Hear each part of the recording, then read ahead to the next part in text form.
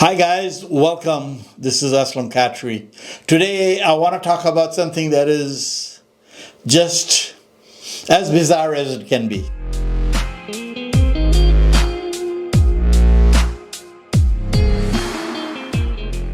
So I have lived a great life.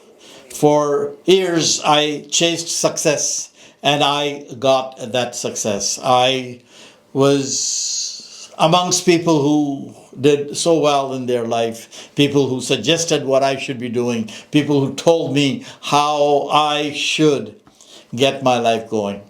So one of that was through a book called Think and Grow Rich that so many people told me, and a book that was adorned, the book that was talked about by Oprah Winfrey, that was talked about by Tony Robbins and countless other millionaires. You see, this was a bestseller that sold millions of copies throughout the world in so many years. I read that book. I read that book from beginning to the end. I followed everything that it talked about. And I was a successful person. So much so that through that success, I even forgot where that book was. But now here's the thing that happened after 45 years. After I slowed down in my life, I started to reconnect with this book. I started to read this book, and I started to wanting to tell other people as to what are the wonders of this particular book and as to what it has done for me. So much so that I start to follow a great person called Bob Proctor, who was so sold on this book, who felt that this book was so great that this book would change your life. Now, I did believe that. It did change my life, but only now when I find out at the end that this book, written by a gentleman, Napoleon Hill, who basically suggested that he had met with the world's richest man, that world's richest man had told him, go out and interview people and do something for 20 years. He's the one who suggested to him that he should go find out what makes millionaires, what are the traits, what are the great habits of these people. And with that conversation with all those millionaires, he came up with the book. Now, only to find out that that particular person, Napoleon Hill, was perhaps more of a fraud than somebody who we adored so much, that we thought that here he was a true guru. When you look into his life, and more as people are finding out, as you do the research, he was basically somebody who was running away from the law itself. He had committed so many crimes. He had 5 wives. I mean, so the man had such a checkered character that one wonders how and where did he have the time to write this book. Now, he wrote this, which became a masterpiece. He wrote this that millions and millions of people followed. He wrote this that made so many people rich. But him himself was a poor man who never amounted to anything. The one who was running away from the law. The one whose whole life was of a grifter. The one who basically was a fraud within himself. Now, can you just imagine that writing this book writing a book which became so popular that he himself became so popular, where you see about him, where you see there are societies, where you see there are people. I myself, as a matter of fact, today, before doing this, I myself had written on my school community as to how I am going to teach what I have learned from this book. Only to find out, and as a matter of fact, today somebody commented on it, and I said, I'm sorry, I will no longer be doing this. Only because the credibility of the person who wrote at this point is somewhat very shaky. That he does not have what you think or what he told us he was going to be. So everybody who believed him, everybody who believed that he went out from Rockefeller to all the other millionaires in the United States who were Who's Who Millionaires Club, and only to find out that no, that's not the truth. Only to find out that this book was the figment of his own imagination. That this was, in my opinion, one of the biggest marketing stunt to sell a book that had become so important to everybody. Now, before I bash the book itself, which I really don't want to, because there are so many good chapters in the book. There are so many good stuff that he wrote in that book that made so much difference, that made so much good things for people's life. But nevertheless, those books that somebody used to say, Aslam, you gotta have that book. Aslam, you gotta read this book. Oh, you haven't read this book yet? And yet, it was not written with the intent. It showed. He said that he spoke to all these people, that he took everybody's information, put it in a funnel, and here are the 13 laws of getting rich. Yet that was not the truth. He did not meet up these people. He just made up. He just made up this story. He never sat with Andrew Carnegie. He never sat with anybody else. But nevertheless, we understand that. I know that somehow this book helped me. Why did it help me? There were certain chapters that I was never going to talk about, because only the reason I didn't want to talk about those chapters because I didn't understand the chapters where he talks about the sensations about sex and all that. But there were so many other things that he wrote that are so true that it is just amazing that how you could not believe in it. Now, I look through and I see that this book was the imagination of this particular man. Now, not only that he did this, he wrote other books. And they were all self-help books. Now, just imagine the times. He wrote this book, it came out in 1937, after the Great Depression, where I wasn't there, but the pictures you see that the people were basically lining up just to have a cup of soup. So I can understand the difficult times that there were. And I can understand what he wrote in that book. I mean, say it's fraudster, yes he was, but nevertheless, he wrote a book that made so much difference to so many peoples. Now, let me just read you from here as to how he, and not talking about his frauds, because that's sensationalization.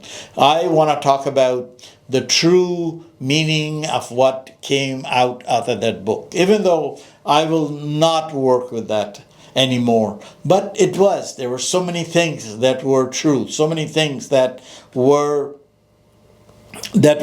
I mean, he penned one of the best-selling books in America for entrepreneurs, for people to get into the business, and people did get into the business, and people did well. So I want to talk about just the how he tapped into certain things which were so true. Okay, take desire, the starting point. He says it's not just wishing, it's a burning obsession, a definite plan with deadlines. He says, write it down, read it aloud, twice a day. Sounds woo-woo, but science backs it. Research from psychologists like Edwin Locke shows specific challenging goals that boost performance by 16% or more. I use this in my own life. When I would sit down and write down these things, I would write down my goals. I would repeat them. And I knew the effect that they would have it. The neuroscience, they talk about it now. So I knew that there was something in that chapter. Then you go out and you see visualizing success was one of the most beautiful things, because once you visualize it, once you see it, it's easier to go after it. Then faith, visualizing and believing in your goal as if it's already yours. It's like a mental rehearsal. Studies on growth mindset by Carol Dweck prove that believing in your potential drives real achievement. You see? Now, persistence. Hill calls it sustained effort that turns failures into wins. How many times we hear about that? Sustain, consistency. How can we do that? Now, Angela Duckworth's work on grit echoes this. It's often the predictor of success over raw talent. See? And power of the mastermind. Surrounding yourself with smarter allies. You see, modern networking research confirms you are the average of your closest circle. These ideas work, even if he stole it or he imagined them. You see. But other parts, they were not for me. And I'd never understood them. And that's okay. I was okay with those because the first 4 or 5 parts, they were so important. And today, in the modern science, in the modern literature, they have proven it to be the right thing. So, what was it? I don't know. Was it a placebo effect that it did? Was it something that he understood, but he could not implement it himself? Even though we thought of him as one of the guys who was basically just getting all this information from extremely successful people who he never met. Other than one person who he has a picture with, and that's Thomas Edison. Now, how he met him, what happened at this point, it is just impossible. It is just impossible to talk about as to what went through that man's mindset other than he wanted to sell a book. So even if the book came out and he lived so many years after that, unfortunately, somehow or the other, he never benefited from that book. And that will remain a mystery because I guess the man himself had his own problems. So sometimes it is so difficult, as much as we have so much available from other people. I mean, right now, a lot of other stuff is going on where people are burning books by other gurus and other people. And very understandable because at one point, this becomes the game of the money. It becomes the game as to who does the most advertisement. So that happens. That is there. Point that I am trying to make, the point that I made to myself, that was 50 years ago, was that when I got this book, when I looked at it, But then at the same time, I had my father who was teaching me as to how I should be self-empowering myself, as to how I should be doing things for myself, having belief in myself, because I came here and I had nothing. I had nothing to stand on. I had nothing to do, and yet I was able to make my life good. So the point always is that if you want to do something, you can really achieve so much. You can do so much in your life. You can go forward with so many things. Even if you read this book, and even this book has been written by somebody who was allegedly a fraudster, he was able to give certain messages which are so important, which are so good. But and if we and like many times you will get 10 advices. People will give you an advice, one after the other. You know, maybe 3 of them are good, maybe 7 of them, maybe all of them are good, but 3 of them are good only for you. Those are the 3 that resonates with you. In this particular case, is the same thing. Out of 13, maybe 4, 5 that resonate with you, that can help you. There's something, you know, that aha moment, yes, I got it. That is what happens. And that's where it comes from. This is what it is. So the point I am trying to make after all that is that you need to self-educate.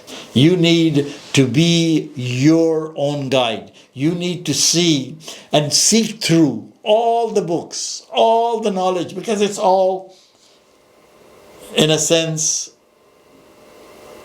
all the same. But you have to see what works for you. If you can do that, then that truly will help you. So selfness and self-coaching, I believe, is so important. I did it and that helped me. And I hope it can help you. I can read all the books. Yes, there's so much information available. But at the end of the day, you need to make the decision for yourself. Because even if something that has done so great, if it isn't the greatest, you just don't know what happens 10 years from now, who is going to be talking about what book, particularly now. And those of you who are listening to me right now, you know what's going on out there about the writers, about the gurus, about some of the people who were supposedly the best of the best, and then you find out the flaws within themselves. But that is human beings, right? Human beings do have flaws. But there are certain things which are important, certain things that are good, certain things that are good points. So we need to follow those points. We need to follow them and let them make us grow, like this book or the parts of this book. But then you have to be your own teacher. You have to be your own coach. And that is the point that I want to make. That's the message that I want to give. That read everything, but decide for yourself as to what you want to do, how you want to coach yourself, and how you want to live your life. Not because some book tells you how to live it. The books can give you the information. So that's it. That's what I wanted to talk about. Obviously, I will not be giving any lessons on this book. Obviously, I will not be quoting this book again. I just wanted to just talk about it, what I just found out. As more I dug, the more I found that this man himself was not as real as he suggested he was. So this is Aslam Khatri. I hope you like what I just said. If you know somebody who can use it, please send it to them. Till next time.